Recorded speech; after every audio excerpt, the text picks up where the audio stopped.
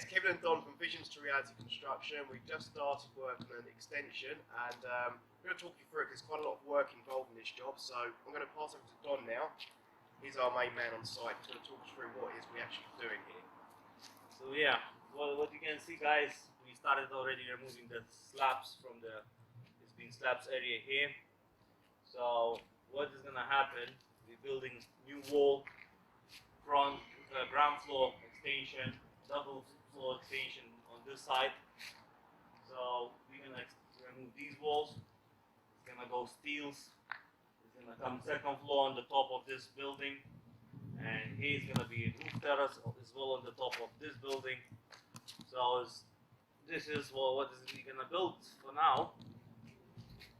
So yeah. That's it. We're also going to be doing some work inside of the property, quite an extensive renovation inside. To look really good and modernised and whatnot. But once we get started on that, we'll show you that a bit later on. And also when we start excavating here as well, we'll show you how we do that. Okay? Cheers, guys. Thanks.